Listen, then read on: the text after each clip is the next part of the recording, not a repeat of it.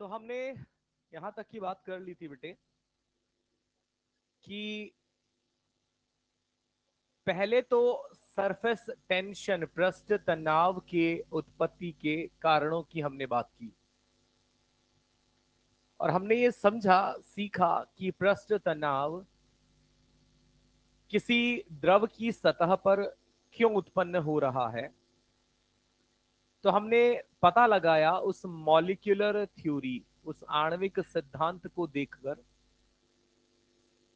कि उस द्रव में लड़ाई है। एक लड़ाई है कि कोई सतह पर रहना नहीं चाहता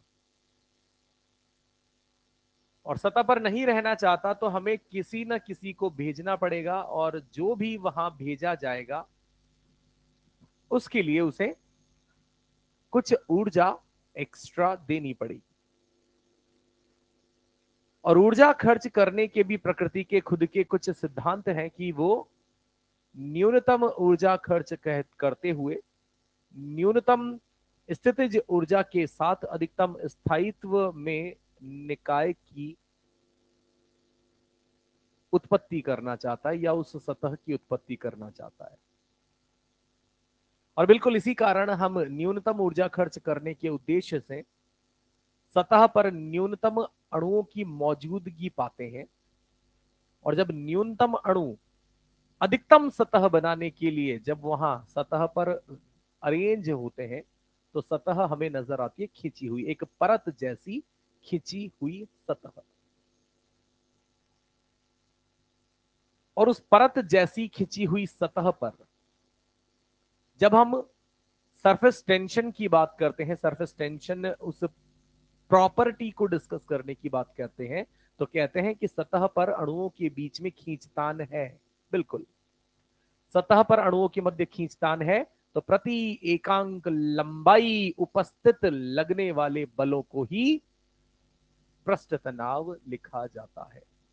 कि प्रति सेकंड लंबाई पर जो अणु है वो आपस में कितना खींचने के लिए एक दूसरे पर आरोपित कर रहे हैं, वो एफ बटे एल ही पृष्ठ तनाव के रूप में परिभाषित किया जाता है। और ये अंततः हमने ये कह दिया था कि ये किसकी प्रॉपर्टी है, ये द्रव की प्रॉपर्टी है। पानी है तो पानी की प्रॉपर्टी के हिसाब से उसका पृष्ठ तनाव डिफाइन होता है। और इंपॉर्टेंटली एक बात यहां पर ये निकल आती है कि जब हम तापमान बढ़ाते हैं तो तापमान बढ़ाने पर पृष्ठ तनाव कम। क्या कारण बताया था कि तापमान बढ़ाने पर अणुओं के बीच में अंतराणविक बंधों की जो फोर्स होते हैं वो कमजोर हो जाते हैं। क्योंकि जैसे तापमान बढ़ाते हैं गतिज ऊर्जा बढ़ जाती है और जितनी वहां रैंडम गतिज ऊर्जा बढ़ जाएगी उतने ही बॉन्ड कमजोर हो जाते हैं। और ये उन्हीं अंतराणविक बंधों के कारण, उन्हीं सह ससंजक बलों की उपस्थिति के कारण लगने वाला बल है। ससंजक बल अगर कमजोर हुआ तो पृष्ठ तनाव की वैल्यू भी कम हो जाती है। यहां तक की हमने बातें सीखी थी। तो हम यहां से चीजों को आगे बढ़ाते हैं और कहते हैं, एक सवाल के साथ बात करते हैं। इस सवाल में कहा गया कि एक द्रव की सतह है, एक लकड़ी का छोटा टुकड़ा आपने यहां इस तरीके से रखा। लकड़ी के इस टुकड़े की लंबाई मान लेते हैं 20 सेंटीमीटर। और यहां पर इस तरफ एक कोई द्रव है और जो द्रव यहां पर इस तरफ है कोई भी, उसका पृष्ठ तनाव हमने यहां पर दिखा दिया है 60 डाइन पर सेंटीमीटर। इस तरफ क्या किया गया, एक कपूर का टुकड़ा पटक दिया गया। कपूर का टुकड़ा पटकने से हमें नहीं पता क्या होता है, पर हाँ सवाल खुद यहाँ पर कह रहा है कि कपूर का टुकड़ा किसी द्रव की सतह पर रख देने से उस द्रव का पृष्ठ तनाव कम हो जाता है, ऐसा उसने कहा। तो हमने मान लिया यहाँ पर। अब सवाल ने कहा कपूर का टुकड़ा पटकने से लकड़ी के उधर वाले पानी का जो पृष्ठ तनाव है वो तो इतना है और लकड़ी के इस तरफ का पृष्ठ तनाव जो है वो घटकर यहाँ पर रह गया है 45 डाइन पर सेंटीमीटर। तो आपसे पूछा गया इस लकड़ी पर कुल बल ज्ञात करो।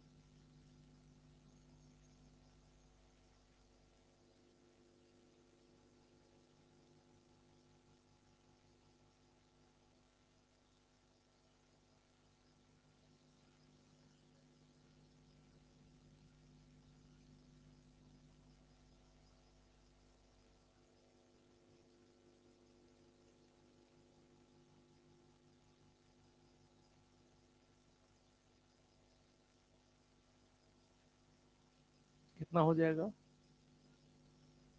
300 इकाई डाइन। तो बेटा हमने यहां पर क्या देखा? हमने देखा कि ये लकड़ी की जो स्टिक है वो ऐसे है। इधर यहां देखेंगे, यहां पानी है, ध्यान से समझना। और ये पानी की गहराई में पानी अंदर चला गया। सरफेस टेंशन कहाँ है? अंदर या सिर्फ सतह पर? सतह पर। और क्या ये सतह इस लकड़ी के टुकड़े से संपर्क में है? कहां पर? यहां। इधर देखो, आप उधर देखना।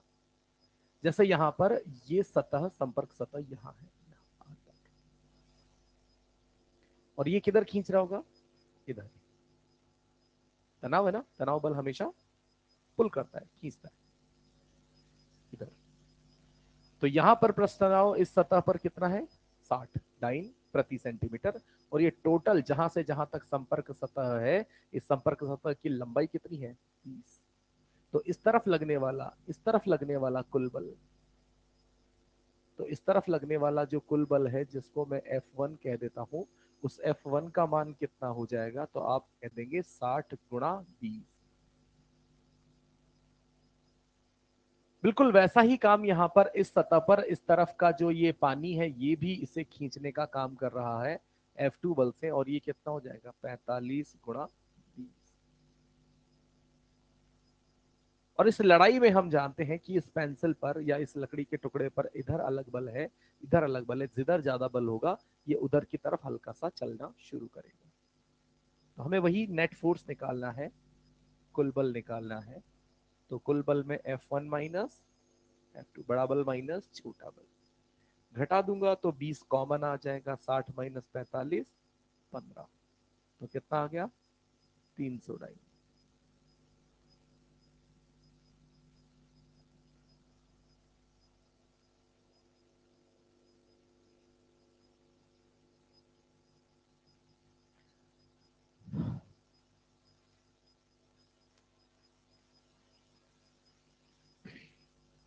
हेडिंग लिखेंगे अगली।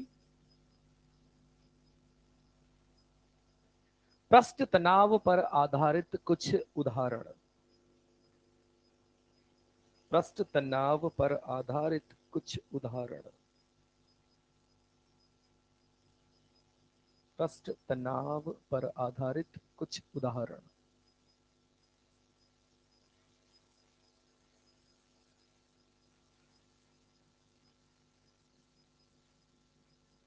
चलिए सुनते हैं बात को। क्या होता है बेटा? पृष्ठ तनाव, जैसा कि हमने कहा, ये एक सिंपल तनाव बल जैसा ही काम करता है। जो संपर्क सतह है, हमेशा संपर्क सतह से दूर। जैसे इस वस्तु से यहां एक रस्सी जोड़ देता हूं, तो रस्सी वस्तु से दूर की ओर, रस्सी वस्तु से दूर की ओर बल लगाती है ना? तो सुनना, हमने कहा कि प्रश्न तनाव पर आधारित कुछ बातें जब हम करते हैं तो कैसे होगा? तो एक इमेजिन कीजिए, एक चादर आपने लिया, बेडशीट, और बेडशीट को सारे कोनों से और कोनों के साथ जहां जहां जगह मिली है आपने सब 10-12 दोस्तों ने पकड़ के खींचा, तो वो कैसी नजर आएगी? बिल्कुल प्लेन, बिल्कुल सीधी। और बिल्कुल सीधी जब वो नजर आएगी तो आप यहां पर कहीं पर भी वो खिंची हुई सी पतली परत जैसा आपको देखने को मिलेगा। जो बच्चे खींच रहे हैं वहां पर इस द्रव की सतह पर, वो खींचने का काम कौन करता है? अणु खुद। अणु खुद ही वो खिंचाव देने का कार्य करते हैं पृष्ठ तनाव के कारण। अब उस चादर के बीच में जाकर अपन ने एक गेंद रख दी, गेंद, भारी गेंद लोहे की। जैसे ही लोहे की गेंद रखेंगे वो चादर बीच में से हो जाएगा। आप सोचेंगे कि नहीं हम तो फिर भी इसे सीधा रख दें, आप कितना ही तेज खींच लें आप कुछ नहीं कर सकते बेटा। हाँ ये है कि उसकी गहराई जो इतनी है, आप ज्यादा खींच लोगे तो गहराई कम कर सकते हो, पर आप उसे बिल्कुल सीधा नहीं ला सकते। सही बात है। ऐसा इसलिए होता है कि गेंद उस लोहे की या उस भारी गेंद पर नीचे क्या है? mg। तो ऊपर कोई बल लगना चाहिए, ऊपर कोई बल लगेगा तब जाकर वो वहां पर बैलेंस हो पाए। अगर आपने जो चादर रखी वो बिल्कुल सीधी है और आप यहां पर गेंद रखकर ये चाहते हैं कि मैं चादर को बिल्कुल सीधा का सीधा मेंटेन कर लूं, तो हम जानते हैं पृष्ठ तनाव तो हमेशा सतह के तनाव बल हमेशा रस्सी के अनुदिश लगता है ना। वैसे ही अगर आपने पृष्ठ तनाव देखा तो पृष्ठ के अनुदिश लगेगा। आपने कहा कि मैं पृष्ठ को मुड़ने ही नहीं दूंगा, तो पृष्ठ नहीं मुड़ेगी तो इस पर जो पृष्ठ तनाव है या जो बल है वो बिल्कुल इसी दिशा में लगेगा, ऊर्ध्वाधर दिशा में कोई बल नहीं लगेगा। और इस पर नीचे कौन है? तो जब यहां पर इस पर mg नीचे है तो ऊपर कोई बल ही नहीं है, तो ये गेंद साम्य अवस्था में नहीं आ सकती है। इसीलिए क्या होता है, इस चादर पर रखी इस गेंद को कुछ इस प्रकार से हम यहां चादर को मोड़ते हुए देखते हैं ऐसे। और यहां पर क्या होता है, ये चादर का ये संपर्क बल इस दिशा में और यहां पर ये इस दिशा में एक बल लगाता है और इस बल के घटक आते हैं और ये बल के घटक दोनों मिलकर किसको बैलेंस करते हैं? mg को, भार बल। तब जाकर सामने आता है। ठीक है मुद्दा। तो यहां से हम बात को बढ़ाते हैं। सबसे पहले हमने कहा कि पृष्ठ तनाव पर आधारित कुछ उदाहरण, तो सबसे पहले हम एक नीडल, सुई,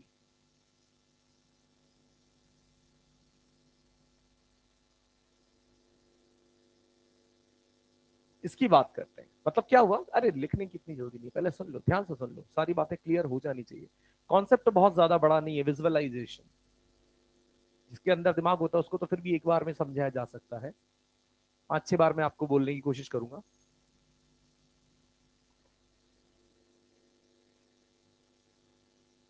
अब समझ रहे हैं कि आप सिर्फ विजुअलाइजेशन एक बार में भी बच्चे समझ जाएंगे, 5 बार में भी कुछ को समझ आएगा। तो कोशिश कीजिएगा आप पहली बार वालों में शामिल हो जाओ, ध्यान से समझना। हमने यहां से क्या कहा कि जैसे मैं ये बात पहले समझा चुका हूं और वैसे ही अब मैं यहां पर कहता हूं कि एक नीडल, एक सुई को मैं द्रव की सतह पर रखता हूं और मैं देखता हूं कि वो तैर रही है। बिल्कुल इसी कारण से पानी की सतह पर मच्छर वगैरह भी बैठकर आराम कर लेते हैं, सो लेते हैं। क्यों? क्योंकि यहाँ पर पृष्ठ पर एक खिंचाव है, एक परत जैसा व्यवहार है पृष्ठ तनाव के कारण। और मच्छर का वजन बहुत कम होता है और इतना वजन होता है, इतना सा वजन होता है कि वो उस पृष्ठ तनाव को तोड़कर अंदर नहीं घुस पाता, वो पृष्ठ तनाव उसको ऊपर तैराए रखता है। बिल्कुल वैसी ही परिस्थिति में हमने नीडल को देखा। पर आप भी जानते हैं अगर ये सतह बिल्कुल सीधी है और जैसे ही आप वहां पर नीडल रखेंगे ये सतह हल्की सी ऐसे होगी कि नहीं होगी? हो नहीं पड़ेगी, क्योंकि नीडल का भार तो है ना, तो भार को बैलेंस, भार कम हुआ तो क्या हुआ, बैलेंस तो करना पड़ेगा ना। तो कुछ हद तक ही सही वो द्रव की सतह अपने आप में कुछ ऐसी हो जाएगी। तो मैंने कहा ये नीडल का अनुप्रस्थ काट क्षेत्रफल जो आप सामने से देख रहे हैं, ये नीडल है ना, आप यू देख रहे हो, उधर स्क्रीन पर देखें, आप ये देख रहे हैं अनुप्रस्थ काट क्षेत्रफल ऐसे। तो आपको क्या नजर आ रहा है? ये नीडल का सिर्फ सिर्फ एक टिप नजर आ रहा है, गोला, वही ये गोला है। और जैसे आपने कहा पानी पर रखते से ही ये नीडल कुछ ऐसी हो जाए।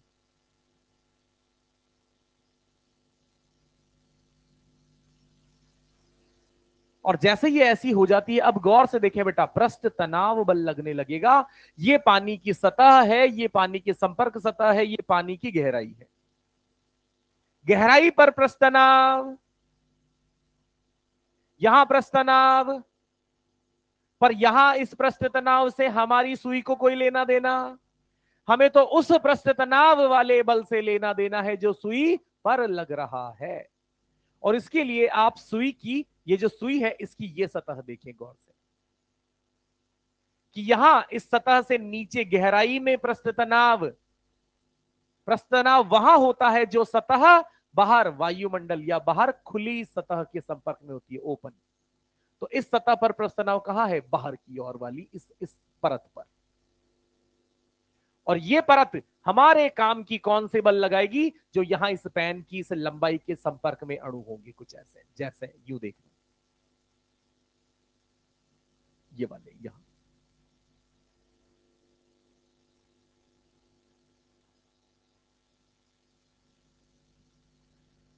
कुछ ऐसे इस तरीके से, यहां पर ये ऐसे यूं बल लग रहा होगा। थोड़ा सा यहां से विजुअलाइजेशन आएगा नहीं, इसको हटाओ, यहीं पर बात कर लेते हैं। तो यहां पर बिल्कुल सतह पर जो नजदीक बिंदु है, मैंने कहा सरफेस टेंशन यहां भी है, यहां भी है, यहां भी है, अंदर नहीं है।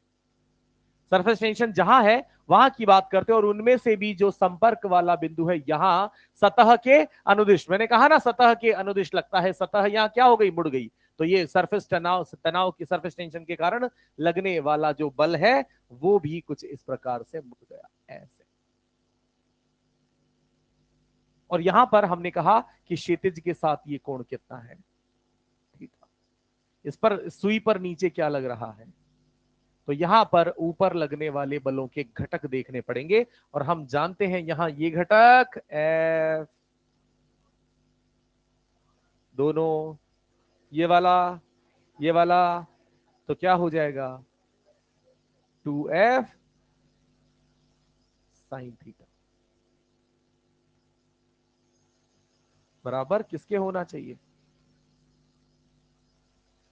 अगर हम नीडल के साम्य की बात कर रहे हैं। और यहां पर गौर फरमाने की बात यह है कि जो ये बल लग रहा है पृष्ठ तनाव के कारण लग रहा है, और हम जानते हैं पृष्ठ तनाव के कारण लगने वाले बल को हम क्या लिखते हैं? T into. तो यहां पर देखेंगे तो इस सुई पर कितनी लंबाई पर यहां पर पृष्ठ तनाव सक्रिय है? एल लंबाई पर। तो इस एफ का मान हो जाएगा टी इंटू एल। तो यहां से हो जाएगा ये 2TL बराबर। अब लिक्विड का पृष्ठ तनाव कुछ वहां पर है, और मैं चाहता हूं कि मैं अधिकतम भार की सुई वहां रखूं। अधिकतम भार की सुई रखने के लिए लिक्विड का पृष्ठ तनाव तो चेंज नहीं होगा ना बेटा, पृष्ठ तनाव तो लिक्विड का गुण है, वो तो वहां पर सेम ही रहेगा। जैसे घनत्व, घनत्व पानी का गुण है, आप अब उस पानी को कैसे इस्तेमाल करते हो उससे घनत्व को कोई फर्क नहीं पड़ेगा, घनत्व तो सेम है पानी का। हाँ ये बात अलग है, तापमान बढ़ाने पर घनत्व कम हो जाता है, बिल्कुल वैसे ही यहाँ तापमान बढ़ाने पर पृष्ठ तनाव कम हो जाता है, वो बातें वहां तक सही है। पर हम उसी द्रव में सुई रखकर बात करना चाहते हैं कि मैं अधिकतम कितनी भारी सुई वहां रख सकता हूं। तो मैंने कहा कि अगर मैं एम अधिकतम चाहता हूं तो उसके लिए मुझे साइन थीटा भी अधिकतम यूज करना पड़ेगा। यानी ज्यादा से ज्यादा क्या हो सकता है? ये सुई ऐसे हो जाएगी, लिक्विड की सतह ऐसे हो जाएगी, और ये स्पर्श रेखीय पृष्ठ तनाव के कारण लगने वाला बल डायरेक्ट किधर लगेगा? ऊपर। यानी इस कंडीशन में हमारा थीटा कितना हो चुका है? और अगर थीटा 90 हो चुका है तो हम यहां से क्या लिख सकते हैं? 2TL बराबर एम एक्स इंटू जी। ठीक है बात। दूसरी चीज, इसी सुई को अब हम ऊपर बल लगाकर उठाना चाहते हैं।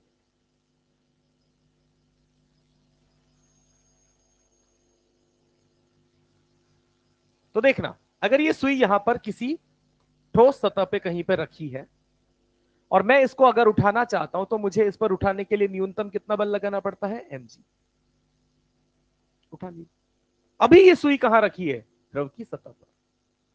और द्रव की सतह पर जब ये सुई रखी है और जब हम इसे उठाएंगे तो उठाने पर क्या होगा, पानी इसके साथ चिपक कर कुछ यूं जाएगा, ऐसे।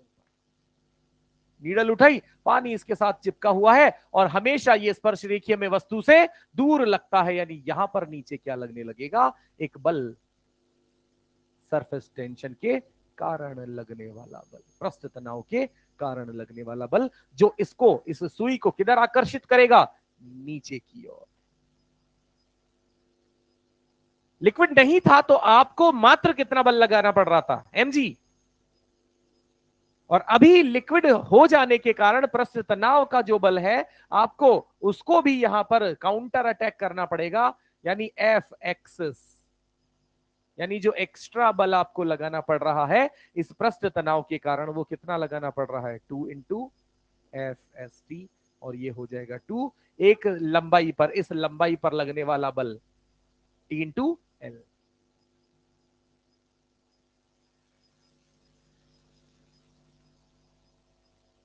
इतना बल आपको एक्स्ट्रा लगाना पड़ेगा।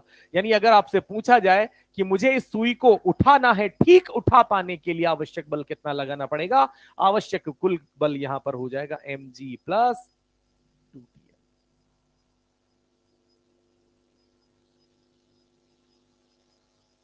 बेटे ये वाली बात समझ में आई कि यहां पर सुई बहुत पतली है, पर उस सुई का जो आकार है अगर अपन उसको जूम करके देखें तो कुछ इस प्रकार से अपने को एक नीडल नजर आती है।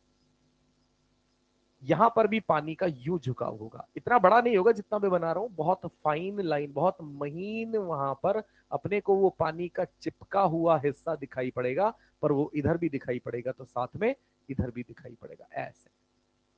और स्पर्श रेखा जब बिल्कुल लंबवत हो जाएगी तो पेन ठीक उठकर, टूटकर, इस तनाव से टूटकर ऊपर जाने की कंडीशन में होगा, तो उस स्थिति में पृष्ठ तनाव का सीधा दिशा किधर होगी, नीचे। उठाना शुरू करूंगा तो सरफेस टेंशन यूं लगेगी, जैसा जैसा जैसा ऊपर जाएगा ये पृष्ठ तनाव यूं आ जाएगा, और ठीक उठ जाने पर ये पृष्ठ तनाव यूं हो जाएगा। इससे ज्यादा जब मैं बल लगा दूंगा तो ये क्या हो जाएगा, इस पृष्ठ तनाव को छोड़कर पेन ऊपर उठ चुका होगा। हाँ के ना, ये चीज यहां पर है, फिलहाल इसे लिखें।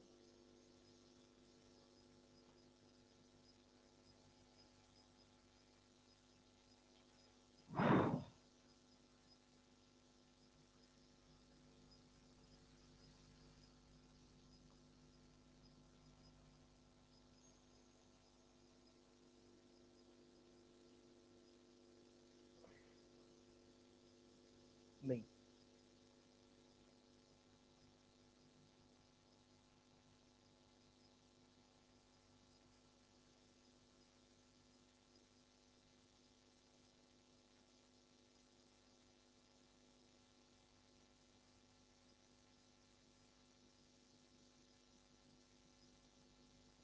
बाइंड फोर्स तब लगता है बेटे जब,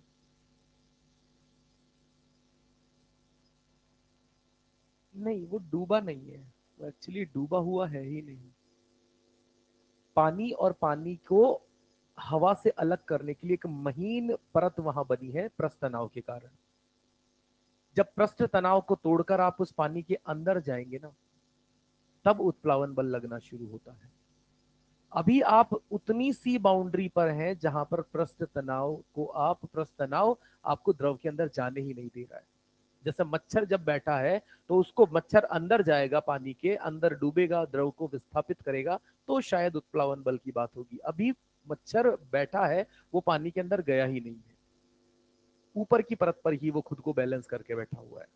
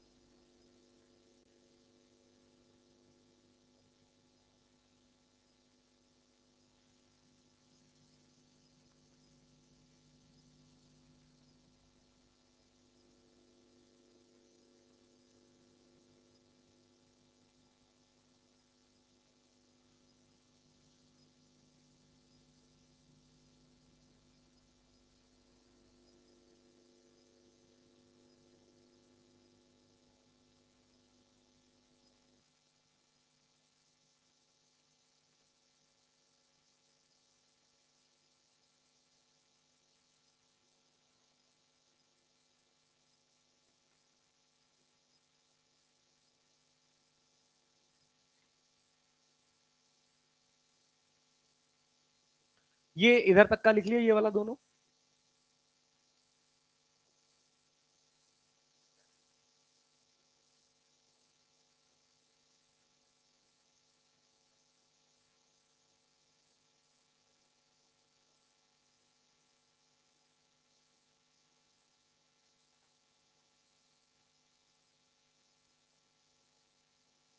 चलिए देखिएगा, अगर एक चकती को जो कि द्रव की सतह पर रखी हुई है आप उठाना चाहते हैं, तो अभी आपने क्या सीखा कि उठा पाने के लिए ये पानी इसके साथ चिपका रहेगा और ये कुछ इस तरीके की सतह तैयार करता है, और ये इसे किधर खींचता है, वस्तु से दूर की ओर, यानी नीचे। यानी इसको अगर उठाना है तो नॉर्मली मुझे कितना बल लगाना होता है, बराबर mg, कितना, mg के बराबर।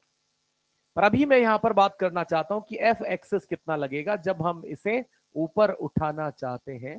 तो एफ एक्सेस हो जाएगा, यदि इस चक्ति की त्रिज्या आर है तो एफ एक्सेस बराबर टी इंटू 2 पाई आर। नहीं क्या, चक्ति ध्यान से समझना, ये चक्ति यहां पर देख लेते हैं, पर वही चित्रकारी उतनी बेहतर हो नहीं पाएगी, छोड़ो मैं ऐसे ही समझा देता हूं। ये यहां पर चक्ति है बेटे, ये चक्ति पानी की सतह पर रखी हुई है, उधर भी पानी, उधर भी पानी, उधर भी, और नीचे भी पानी। नीचे के पानी का प्रस्थ तनाव से कोई लेना देना, चक्ति से दूर के पानी का भी हमारी इस चक्ति पर लग रहे प्रस्थ तनाव के कारण बल से कोई लेना देना। प्रस्थ तनाव कहां मौजूद है, फिर से बोलो, सतह पर। और सतह और हमारी चक्ति का संपर्क कहां है, किनारों पर, बिल्कुल परिधि पर। जब हम खींचेंगे तो पानी हमारी उस चक्ति के साथ किधर उठेगा, ऊपर। तो चक्ति को किधर खींचेगा, अधिकतम खींचने की अवस्था में पानी कैसा बल लगाएगा, स्पर्श रेखीय, जैसे चक्ति और ये प्रस्थ तनाव। थोड़ा सा और उठाया, सतह ऐसी होगी, थोड़ा और उठाया, सतह ऐसी होगी। अधिकतम खींच पाने की स्थिति में यहां ये चक्ति को इन परिधि के किनारों पर लगाने वाला स्पर्श रेखीय बल किधर लगेगा, नीचे। और उससे ज्यादा लगाऊंगा तब जाकर ये छूटेगी, उठेगी। सही बात। तो हम यहां से क्या कहते हैं, एफ एक्सेस बराबर टी इंटू 2 पाई आर, और यहां पर इसीलिए ये हो जाएगा F excess T into 2 pi R. ठीक है, इतना ही अपने को चाहिए। अगर मुझे हाँ नेट बल निकालना है इस वस्तु को उठाने के लिए, तो मैं लिख सकता हूं बिल्कुल M G plus T into 2 pi R.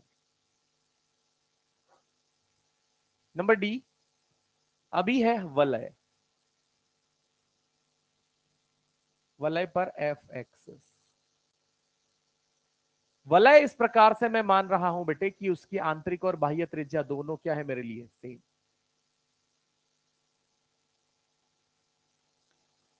और मैं इसको वलय को उठाना चाहता हूं, ये वलय, वलय के अंदर भी पानी, बाहर भी पानी। पर हमारे टारगेट में जो चीज रहती है वो रहती है कि वलय की आंतरिक सतह पर भी किधर बल लगेगा, आंतरिक परिधि पर, हाँ के ना। और बाह्य परिधि पर भी तो संपर्क है ना, यहां भी किधर बल लगेगा, नीचे। तो कुल मिलाकर इस पृष्ठ तनाव के साथ जब हम लंबाई को गुणा करते हैं तो यहां कितनी लंबाई पर संपर्क सतह बन रही है, 2 पाई आर, और बाहर वाली 2 pi are. 2 pi are plus 2 पाई, ये क्या हो जाएगा हमारा एफ एक्स। तो यहां से कितना हो जाएगा, 4 पाई आर गुणा टी। सही बात, लिखें।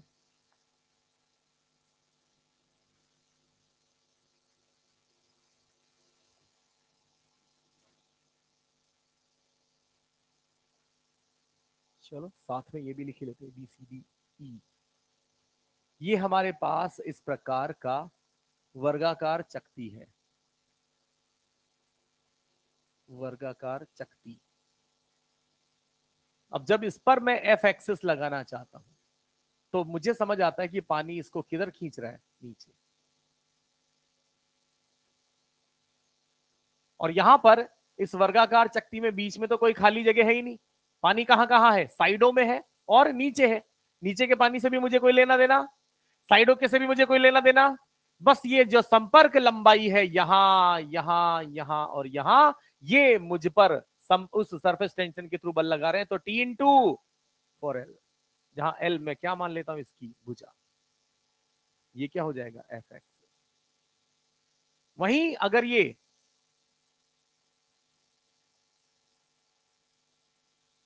वर्गाकार फ्रेम को हिंदी में क्या बोलते हैं, फ्रेम ही नहीं बोलते, हम तो फ्रेम ही बोलेंगे।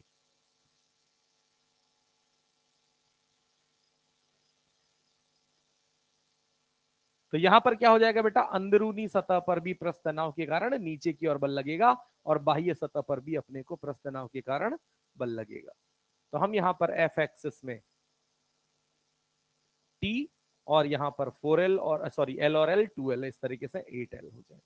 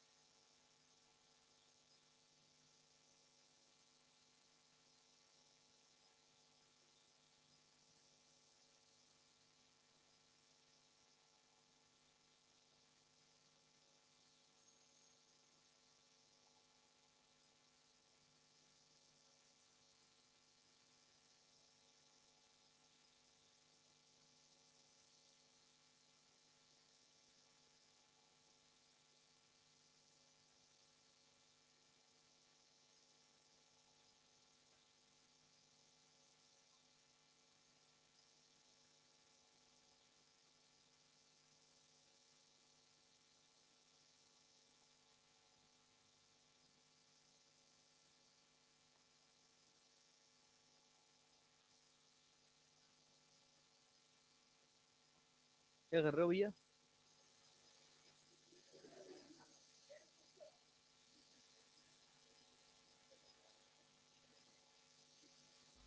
ज्यादा मच्छर मत मारा कर भाई, आदत पड़ जाएगी तो लोग गलत समझ लेंगे।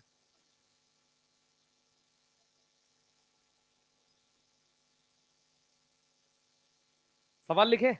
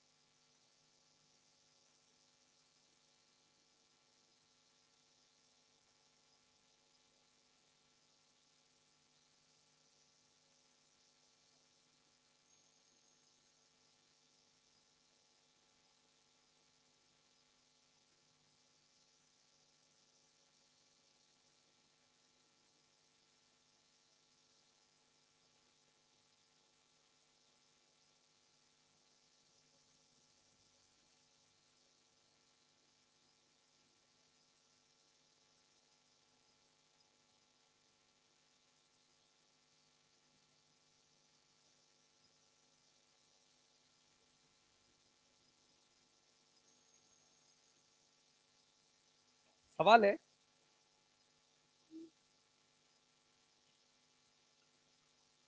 किसी समान पदार्थ से बनी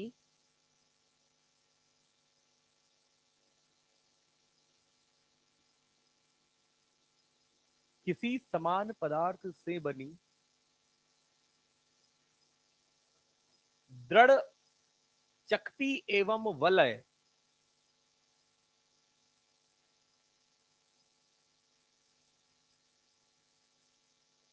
दृढ़ चकती एवं वलय, कोष्टक में लिख लेना समान त्रिज्या, समान त्रिज्या ब्रैकेट बंद कर लेना, को पानी की सतह पर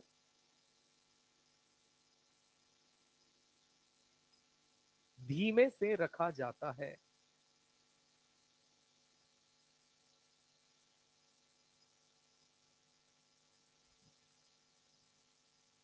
ताकि पृष्ठ तनाव के कारण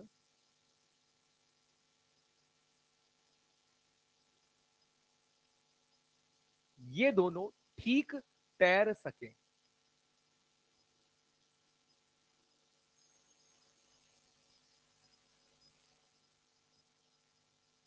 पृष्ठ तनाव के कारण ये दोनों ठीक तैर सके। तो इनके द्रव्यमानों के मध्य संबंध ज्ञात करो। तो द्रव्यमान अपन ने एक का डिस्क का एमडी और रिंग का एमआर बताया है, इन दोनों में संबंध ज्ञात करना है। दोनों ठीक तैर सकने की अवस्था में है। तो कितना द्रव्यमान डिस्क का रखा जा सकता है, कितना द्रव्यमान वलय का रखा जा सकता है, उस संबंध को पता करिए।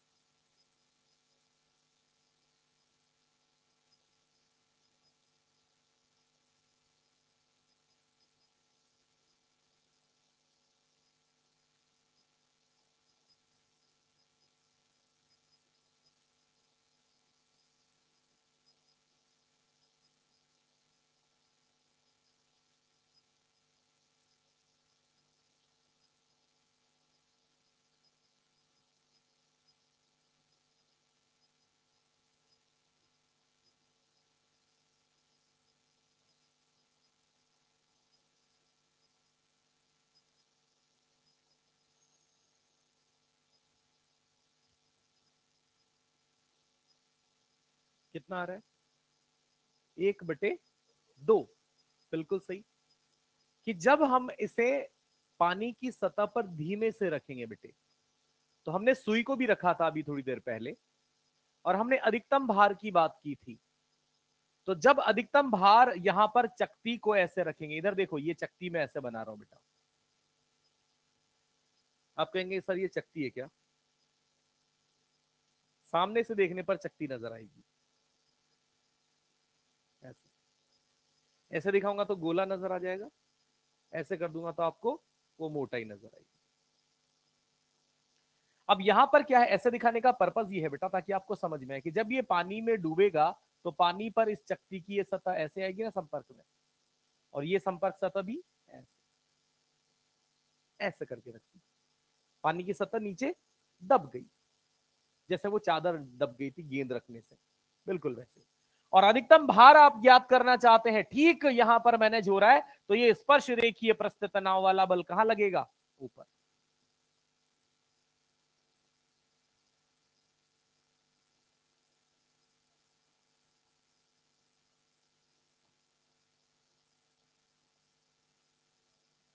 और कितनी लंबाई है यहां पर इस कुल परिधि की?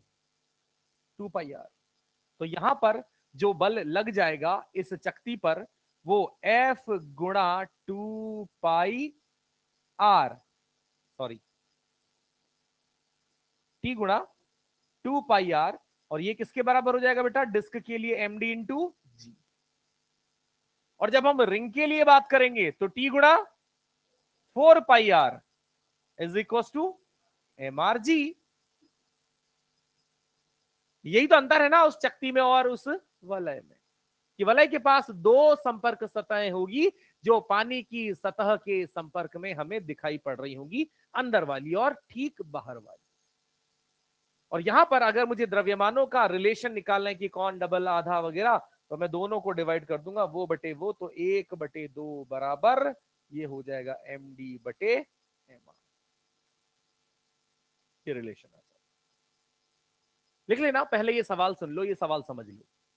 इस सवाल में क्या कहा कि एक हमने वायर फ्रेम लिया बेटा, और उस वायर फ्रेम पर इस तरीके से एक चलित हिस्सा भी अपना चलित तार जोड़ दिया। तो चलित तार जोड़ देने से यहां पर ये क्या बन गया? एक आयताकार फ्रेम बन गया। आयताकार फ्रेम में 3 भुजाएं तो स्थिर है, पर एक भुजा को यहां चलाया जा सकता है। और इस फ्रेम को हमने क्या किया? किसी सोल्यूशन में, किसी द्रव में डुबो दिया, जैसे सोप सोल्यूशन में। सोप सोल्यूशन में डुबोते ही बीच में आपने देखा होगा क्या बन जाती है? साबुन की परत बन जाती है, एक फिल्म बन जाती है। अब उस फिल्म के बन जाने से अपने को पता है कि यहां पर ये जो है, ये यूं, और मैं रख रहा हूं इसको क्षैतिज। पहले तो ये यहां वायर का, वायर फ्रेम का फिक्स वाला हिस्सा, ये चलित वाला हिस्सा, और यहां बीच में क्या है? सोप की परत। और जो साबुन की ये परत है, इस साबुन की परत के अंदर ही अंदर अणु क्या कर रहे हैं? खींच रहे हैं, इसे खिंचाव उत्पन्न हो रहा है। किस गुण के कारण? तो प्रस्थ तनाव क्या होता है? क्या कहता है प्रस्थ तनाव? कि हम क्या चाहते हैं? ऊर्जा को कम रखना चाहते हैं। और ऊर्जा कम होगी कब? जब प्रस्थ क्या होगी? छोटी। तो प्रस्थ छोटी होने के लिए ये सरफेस टेंशन इस चलती हुई साइड को किधर खींचेगा? अंदर। अरे हाँ। और जैसे अंदर खींचेगा, सरफेस एरिया क्या होगा? स्थायित्व क्या होगा? बढ़ेगा। तो अपने आप हमारा ये कहना है, जैसे हमने सबसे पहले उस सवाल की बात की थी, किसकी? लकड़ी वाले सवाल की। इधर वाली सतह इसे किधर खींचेगी? इधर। तो ये प्रस्थ तनाव इसे किधर खींचेगा? इधर। यानी ये चलित हिस्सा स्वतः रूप से किधर की तरफ बल फील करेगा? उस फिल्म की और ऊपर की ओर। अब मैंने इसी चीज को रख दिया यूं। अब यूं रखने से ऊपर की ओर कौन बल लग रहा है? प्रस्थ तनाव का बल। और नीचे इस चलित छड़ पर कौन बल लग रहा है? गुरुत्वीय बल। और हम क्या चाहते हैं? कि चलित तार क्या हो? तो हम जानना चाहते हैं इस चलित तार का भार कितना होगा, जहां इस छड़ की लंबाई और इस सोप फिल्म का प्रस्थ तनाव हमने आपको बता दिया है। सॉल्व कर।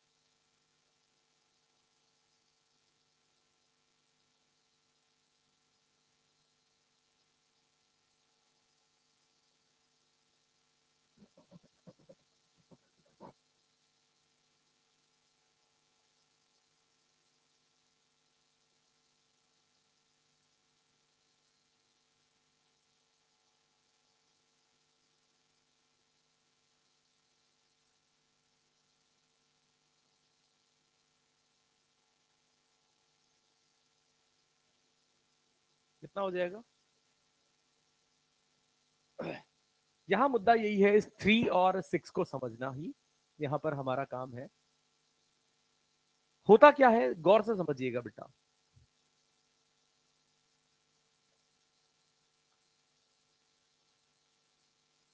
ये है साबुन की फिल्म,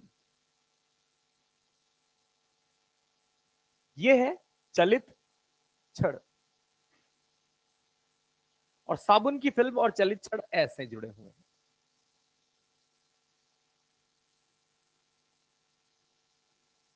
ये क्या चाहता है साबुन की फिल्म? अपने क्षेत्रफल को कम कर। और आप यहां पर क्या देखते हैं, इस साबुन की फिल्म के द्वारा यहां पर बल लगता देखते हैं। बल कहां लगता है, गौर से समझना। ये साबुन की फिल्म, इधर हवा, इधर भी हवा। इस साबुन की फिल्म की इस सतह पर भी प्रस्थ तनाव का गुण है, और इस सतह पर भी। तो सबसे पहले तो आपको ये बात फील हो जानी चाहिए, साबुन की फिल्म में इधर भी क्षेत्रफल, इधर भी प्रस्थ तनाव मौजूद है, और इधर भी प्रस्थ तनाव मौजूद है। इधर इस प्रस्थ तनाव और इस छड़ के बीच में यहां संपर्क नजर आ रहा है, इस जगह पे, यहां पूरा कितनी लंबाई है, एल। और क्या है, टी, टी इंटू एल। किधर, इधर भी संपर्क नजर आना चाहिए ना, क्योंकि सतह के 2 फेस होते हैं। इधर भी टी इंटू एल। तो कुल मिलाकर इस छड़ पर ऊपर बनी इस साबुन की परत द्वारा ऐसे और ऐसे दोनों सतहों पर, दोनों इसके फेसेस पर बल लगेगा। तो कुल मिलाकर आप इसकी लंबाई भले एल देख रहे हैं, इस द्विविमीय चित्र, इस बोर्ड पे बनाए चित्र में आपको उस परत की मोटाई नजर नहीं आ रही है, पर परत वास्तव में मोटी होती है। उसके 2 सतह हैं, तो इधर भी टी इंटू एल, इधर भी टी इंटू एल, यानी इस पर ऊपर की और लग रहे बल यहां पर हो जाते हैं, और वो किसके बराबर होंगे? और आपको ये mg यानी ये भार ज्ञात करना है, तो आप यहां से लिखेंगे 2 गुणा 3 × 10⁻³ - 3 × 10⁻⁴। तो कितना हो जाएगा?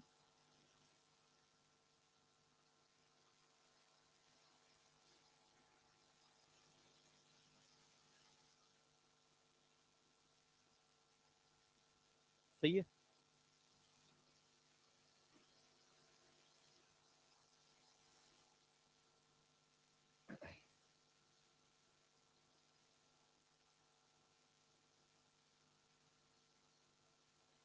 जहां और जितनी सतह है, उतनी सतहों के लिए अपने को पृष्ठ तनाव की उपस्थिति को महसूस करना पड़ेगा।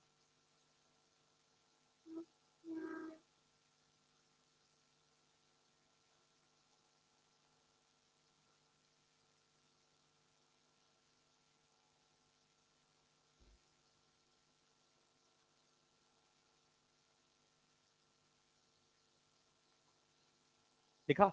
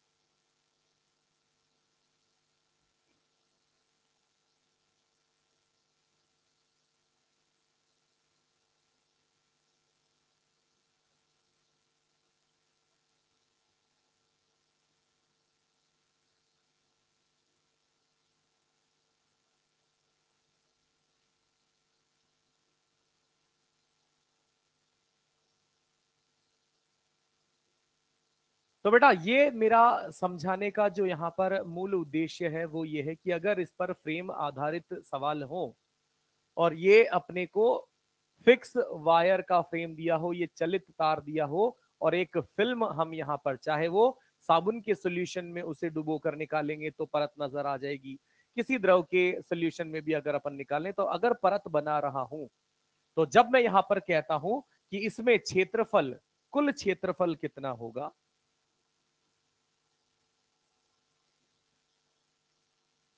तो आप कहेंगे यहां पर 2 गुणा एक तरफ का क्षेत्रफल में लिखता हूं। भाई वैसे तो अपन क्षेत्रफल को क्या लिखते हैं बेटा, लंबाई गुणा चौड़ाई, पर मैं 2 से क्यों गुणा कर रहा हूं, क्योंकि मुझे 2 फेस, 2 चेहरे यहां इसके नजर आ रहे हैं। तो यहां पर मैं कहना चाहता हूं 2 गुणा एक तरफ का क्षेत्रफल।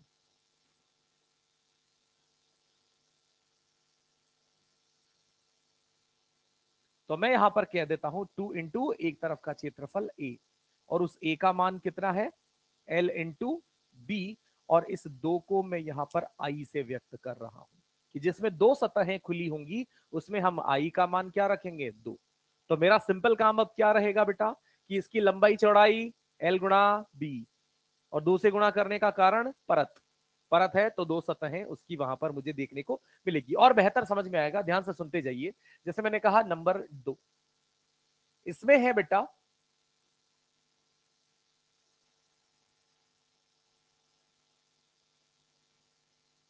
सोप बबल इन एयर, यानी यहां पर एक साबुन का बुलबुला है जहां पर बाहर क्या है, हवा, अंदर भी हवा। तो यहां इस परिस्थिति में आपको आई का मान कितना मिलेगा, फिर से 2 मिलेगा कि नहीं, क्योंकि सोप बबल में बाहर भी सतह है और अंदर भी सतह है, इसीलिए कुल मिलाकर यहां इसे इस प्रकार से व्यक्त किया जाता है। किस जैसा, खोखले गोले जैसा। किसके जैसा बेटा, खोखले गोले जैसा, जिसमें खोखले गोले की कुछ परत की मोटाई होगी और यहां अंदर भी एक सतह होगी, बाहर भी एक सतह होगी। हाँ, मोटाई नगण्य अगर मान लेता हूं तो मुझे क्या मिलता है, आंतरिक त्रिज्या और बाह्य त्रिज्या दोनों सेम। तो यहां पर कुल सरफेस एरिया अगर पूछा जाए, लिख नहीं रहा हूं, कुल सरफेस एरिया पूछा जाए तो क्या कह दोगे, 4 पाई r स्क्वायर गुणा 2। अरे मालिक,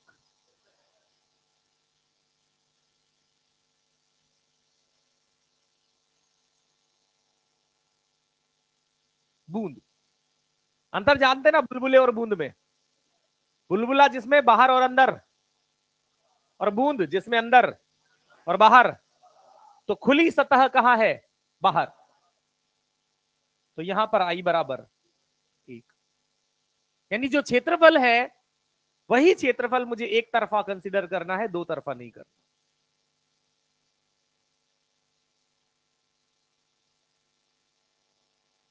एक और परिस्थिति यहां पर रहती है, ये हमने पीछे वाली स्लाइड पे देख रखा है क्या, चेक कर लेते हैं। हाँ ठीक है। अबे यार, यहां पर हमने देख रखा है कि अगर एक और परिस्थिति नंबर 4 जिसमें ये कहा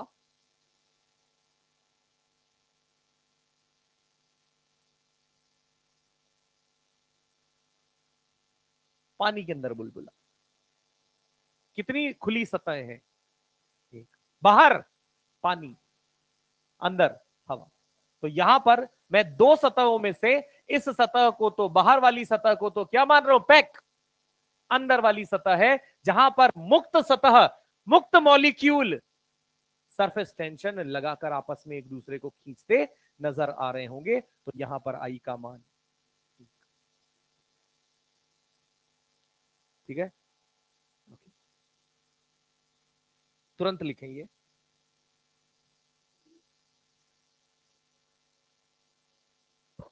इसीलिए यहां से आपको वो बात समझ में आ जानी चाहिए, 2 सतह हैं तो 2 गुणा L करना पड़ेगा, उसको T से गुणा करेंगे पिछले सवाल में।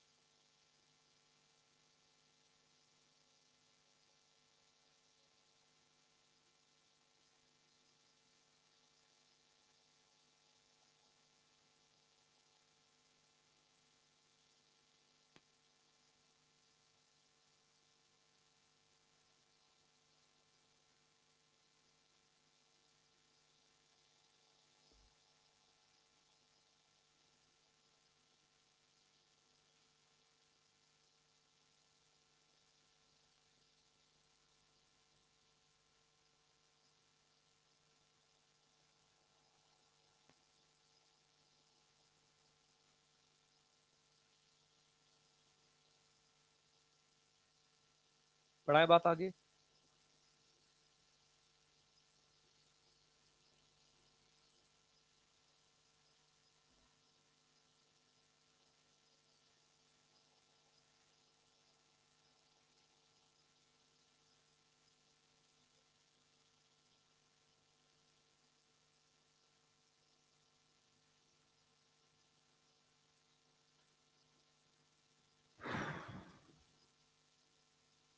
तो नेक्स्ट आप लिखेंगे पृष्ठ ऊर्जा। पृष्ठ ऊर्जा, सरफेस एनर्जी भी इसे अपन बोलते हैं।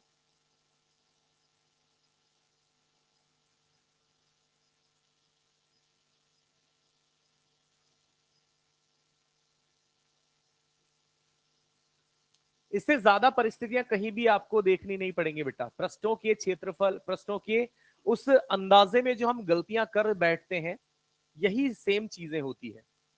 जहां बूंद है वहां बूंद जैसी बात करेंगे, जहां सोप बबल है सोप बबल जैसी बात करेंगे। सोप बबल जब भी बनाएंगे कुछ इस तरीके से ही बनाएंगे। आंतरिक सतह, उस सोप बबल में भरे पानी का एक परत, परत और बाह्य सतह, 3 टुकड़ों में बूंद बनेगी। अंदर पानी, बाहर सीधी हवा। कोई मध्यस्थ परत का कोई इस्तेमाल यहां नहीं करेंगे। ठीक है, चलिए। तो अगला हमने यहां पर क्या लिखा बेटा? पृष्ठ ऊर्जा कहते हैं इसे, सरफेस एनर्जी। और सरफेस एनर्जी को हम शुरुआत से पढ़े ही ऐसे है ना। हमने क्या पढ़ा है कि भैया अगर आपको प्रश्न बनानी है, आपको सतह बनानी है, आपको द्रव की सतह बनानी है, कोई द्रव की प्रश्न तैयार करनी है, तो ऊर्जा देनी पड़ेगी, देनी ही पड़ेगी। जितनी ज्यादा आपको प्रश्न तैयार करनी है उतनी ज्यादा ऊर्जा खर्च करनी ही पड़ेगी। और आप अगर उस निकाय को फ्री छोड़ देते हो तो वो निकाय खुद ब खुद अपनी सतह छोटी करके सिमट जाने का प्रयास करेगी।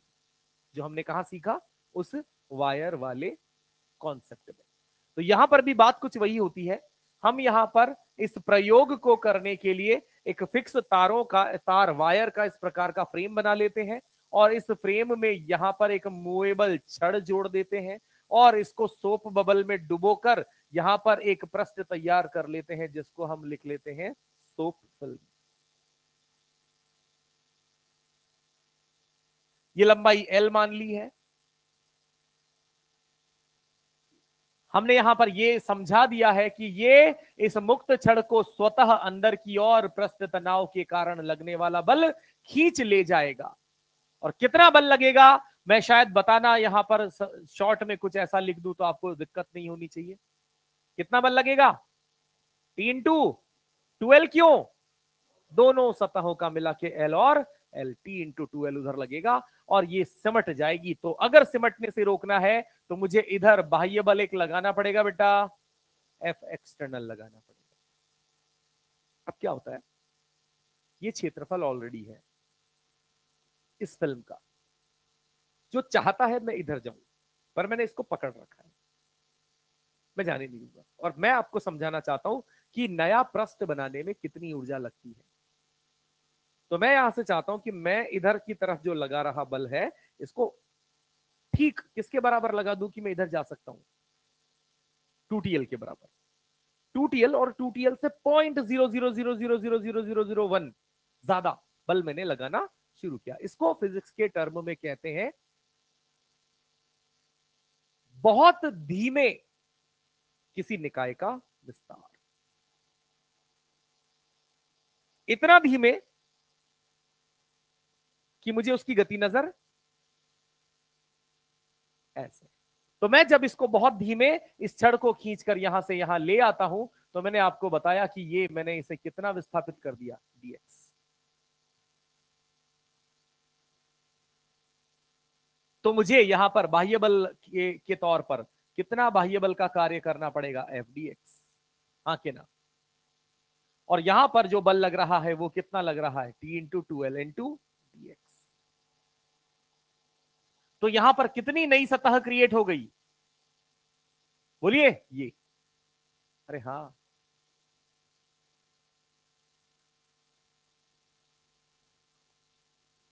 और जो ये नई सतह क्रिएट हो गई है, इस नई सतह के एरिया को लंबाई गुणा चौड़ाई, क्या लिख सकता हूं, डेल्टा ए, और बाहर टी, और सतहों की संख्या, इंटरफेस कितने हैं यहां, 2। तो ये यहां पर इन शॉर्ट हमारा फॉर्मूला हो गया, आई इंटू टी डेल्टा ए। जहां डेल्टा ए को मैं बार बार समझा रहा हूं, ये डेल्टा ए क्या है, ये एक तरफ के क्षेत्रफल की बात इसलिए कर रहा हूं क्योंकि कुछ चीजें हमने ऐसी भी देखी जिनमें दो तरफ क्षेत्रफल हमें देखना होता है, जैसे ये खुद, जैसे बुलबुला हवा में जो सोप बबल बनाते हैं। और यही किया गया कार्य, किसी निकाय पर किया गया बाह्य बलों का कार्य क्या करता है, सुनना, किसी निकाय पर किया गया बाह्य बलों का कार्य उसकी गतिज ऊर्जा एवं स्थितिज ऊर्जा में परिवर्तन का कार्य करता है, उसमें परिवर्तन लाता है बाह्य बल। और बाह्य बल अगर वहां पर ऊर्जा में परिवर्तन ला रहा है, गतिज ऊर्जा में और स्थितिज ऊर्जा में, तो मैंने पहली ही लाइन में क्या कहा, मैं इसको बहुत धीमे ले जा रहा, यानी गतिज ऊर्जा में मैंने कोई परिवर्तन, यानी जो भी मैंने बाह्य बल का कार्य किया है वो किस में गया है, निकाय की स्थितिज ऊर्जा में। और निकाय की स्थितिज ऊर्जा यहां किस रूप में है, पृष्ठीय ऊर्जा के रूप में है। नया पृष्ठ बनाने में जितनी मैंने निकाय पर ऊर्जा खर्च की है वो यही वाली है, यानी यहां से इसको क्या भी लिखा जा सकता है, पृष्ठीय ऊर्जा में परिवर्तन। आप कहेंगे सर इसको सिर्फ पृष्ठ ऊर्जा लिखो, बेटा मैं पृष्ठ ऊर्जा नहीं लिख सकता, मैं यहां पूरे पृष्ठ की ऊर्जा नहीं बता रहा हूं, मैं क्या बता रहा हूं, जितना नया क्षेत्रफल मैंने तैयार किया है उस नए क्षेत्रफल की नई पृष्ठीय ऊर्जा कितनी मुझे देनी पड़ी, समझ रहे बात को। अगर मैं यहां पर कुल पृष्ठीय ऊर्जा की बात करूं तो मुझे कुल पृष्ठ का क्षेत्रफल लेना पड़ेगा। पृष्ठीय ऊर्जा में परिवर्तन की बात कर रहा हूं तो बाद में अंतिम क्षेत्रफल माइनस प्रारंभिक क्षेत्रफल यानी कुल क्षेत्रफल में परिवर्तन की बात मुझे करनी पड़ेगी, इसीलिए मैंने डेल्टा ए यूज किया है। मतलब मेरा कहने का मतलब यहां पर यह है कि अगर मान लो कोई मुझसे कहता है एक सोप बबल तैयार करो,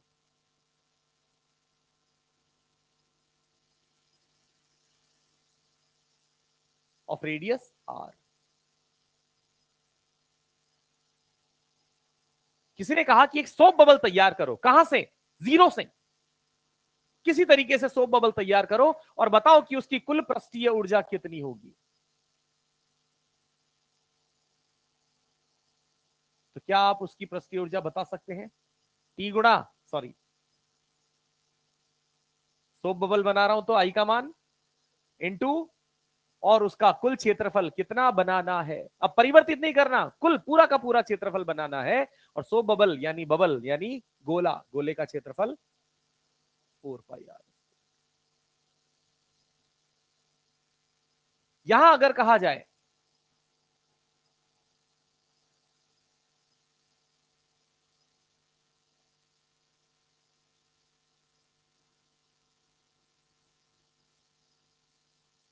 आर त्रिज्या की बूंद की पृष्ठीय ऊर्जा,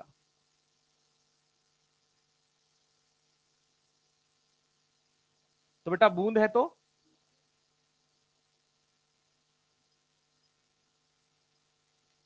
समझ रहे बात को, ये है इसका मैटर।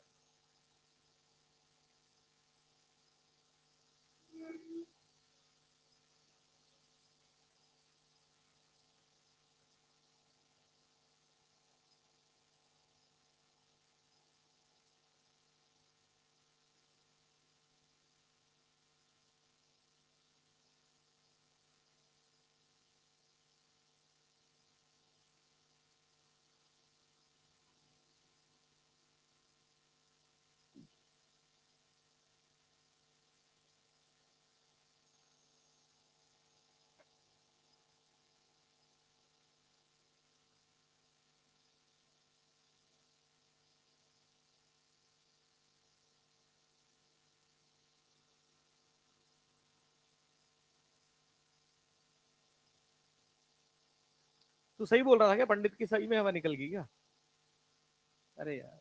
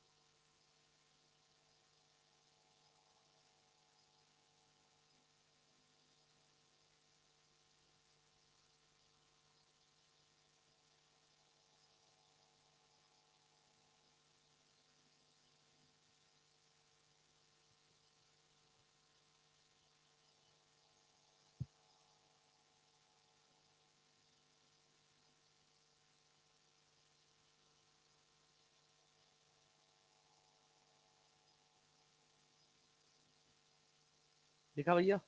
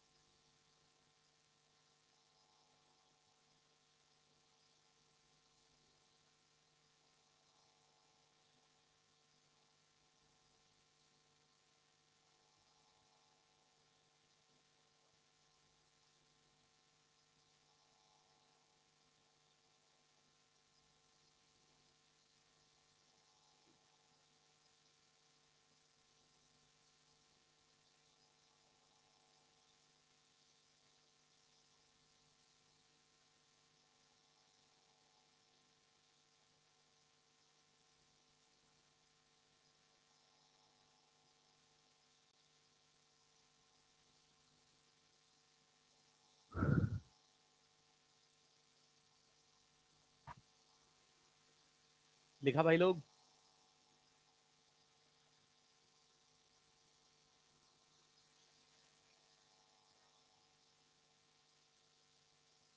यहाँ पर जनरली जिसको जब भी डाउट आता है ना आज तक, वो सिर्फ एक ही बात पर आता है, प्रश्नों की संख्या पर। और एक्चुअली प्रश्नों की संख्या में भी बूंद को भी सब एक्सपेक्ट कर लेते हैं सब। सोप बबल में कई बार वाद विवाद रहता है, और वो बच्चा इसलिए नहीं समझना चाहता कि सोप बबल को कैसे दिखाएं हम भी, कि उसमें दो सतह पकड़ते टूट जाएगा वो।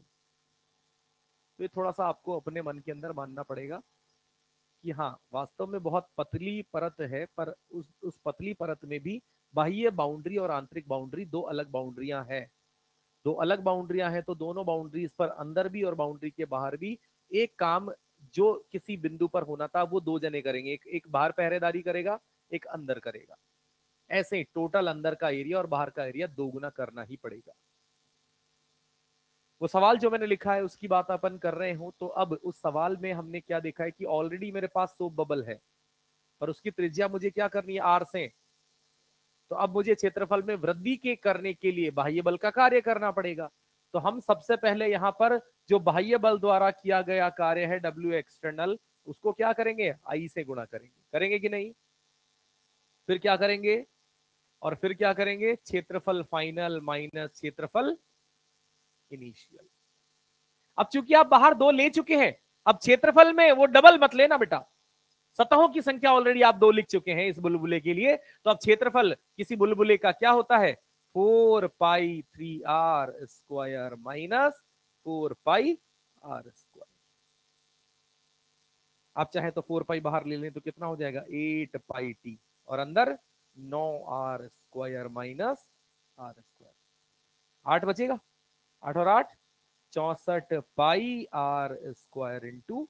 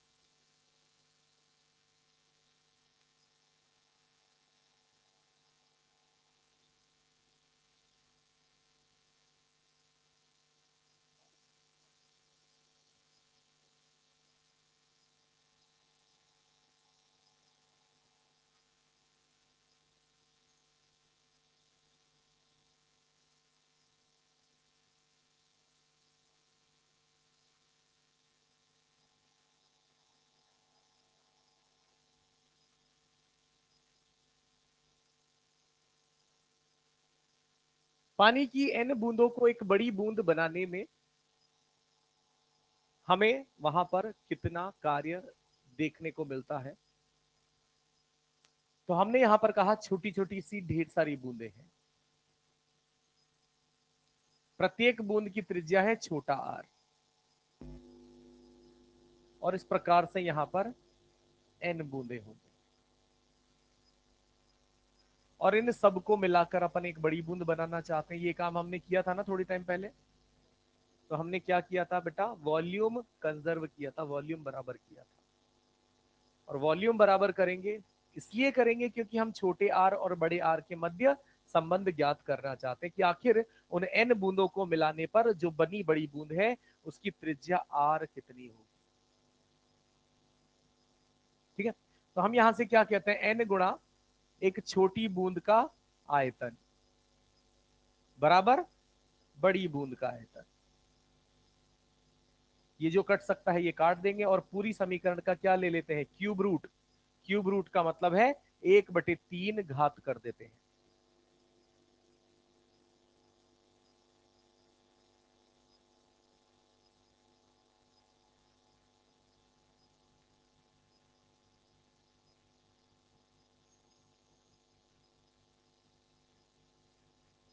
जहां जैसी जरूरत पड़ेगी हम इस्तेमाल कर लेंगे। अब आपने क्या देखा कि यहां पर किया गया कुल कार्य कितना होगा? उल्टा करना है मुझे, सॉरी, मुझे कॉन्सेप्ट यहां पर उल्टा रखना है।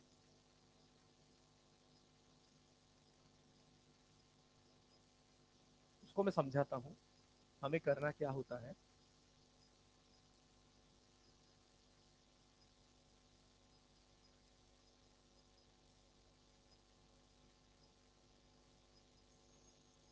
अबे मैं भी कितना आलसी हूं यार।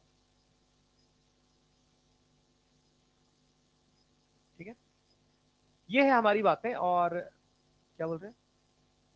तीर उधर कर लो, तीर उल्टा कर लो, हो जाएगा। तो हमें यहां पर ये करना है कि एक बड़ी बूंद को तोड़कर छोटी बूंदों में बांटना है, जैसे होता है फुहारे बनानी है। एक बड़ी बूंद और उसकी फुहार बना के छोटी छोटी सी उन बूंदों में, ड्रॉपलेट में अपने को बदलना है। जैसे हम एटमाइजर की बात करते हैं, हमने स्प्रेयर बात किया था ना, स्प्रेयर, वैसा कुछ छोटी छोटी सी बूंदे बनानी है। तो हमने यहाँ पर वॉल्यूम कंजर्व किया। हमने कहा उस एक बूंद का वॉल्यूम बराबर एन गुणा बाकी छोटी बूंदों का वॉल्यूम, और छोटी बूंदों की त्रिज्या है आर। ये संबंध आ गया।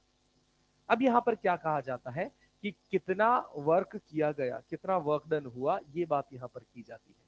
तो work done is equal to, क्या ये पानी की बूंद है आई बराबर, हाँ के ना, प्रस्तनाव into area final minus area initial.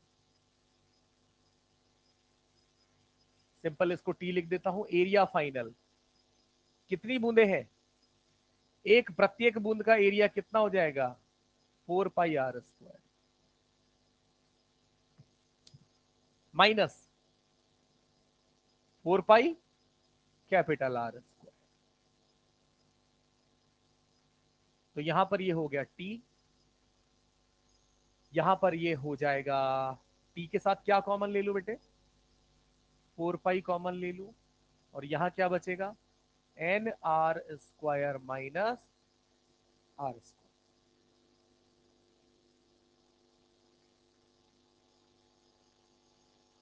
अब हमने क्या किया बेटा, यहां पर एन का मान रख दिया। एन का मान कितना हो जाएगा,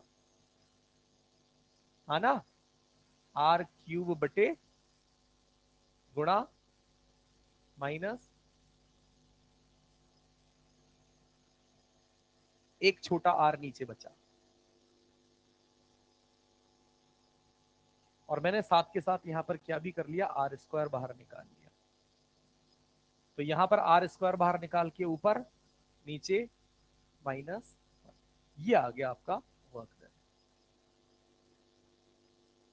इसका एक और बेहतरीन फॉर्म होता है, उसमें आप क्या कर सकते हैं, आप यहां पर एक काम कीजिएगा कि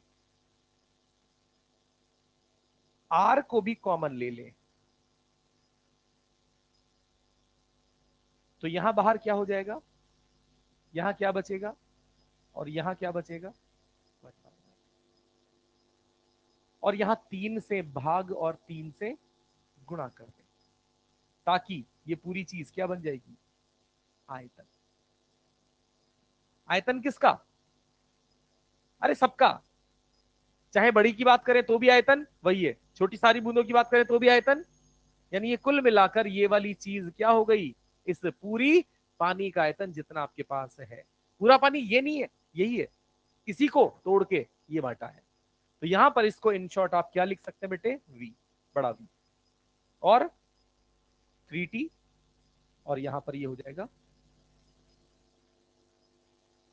याद फिलहाल ये रखें।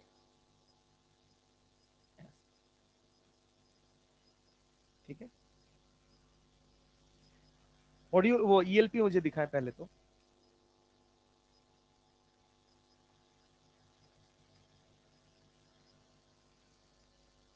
एक मिनट, ये वाला इधर का हटा, लिख लिया ना बेटा।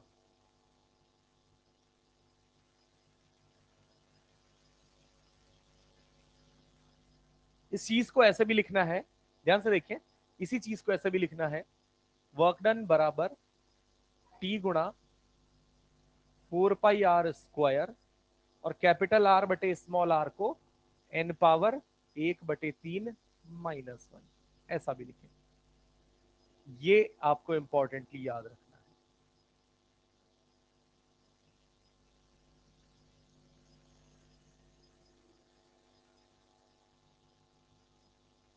चलिए, तो मुझे ईएलपी दें अभी।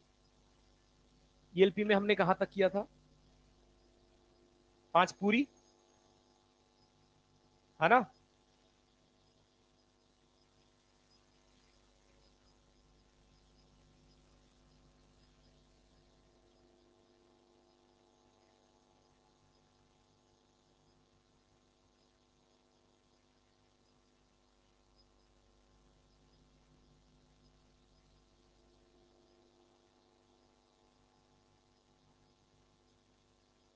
ईएलपी 6 में क्वेश्चन 1 से 10।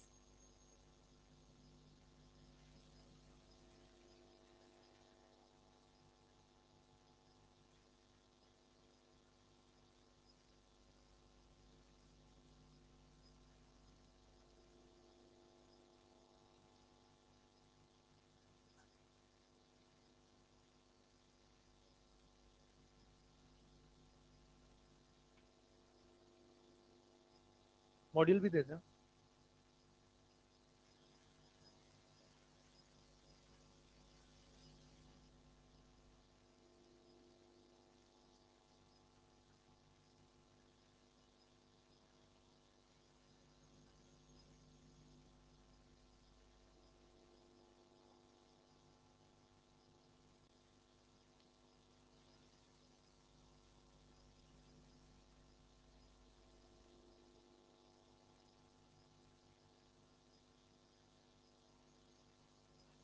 एक्सरसाइज 1 में, एक्सरसाइज 1 पेज नंबर 302,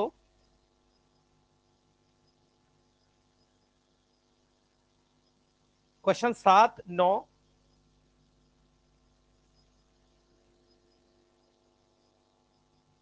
11,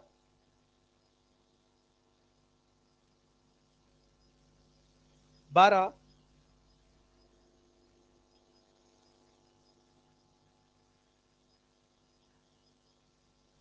14,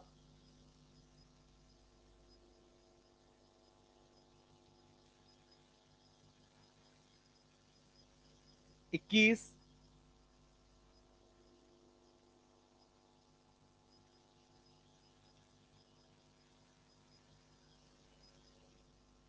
26, 28, 30,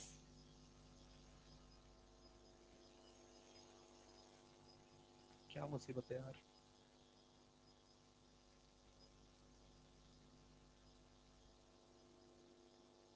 छोड़ो।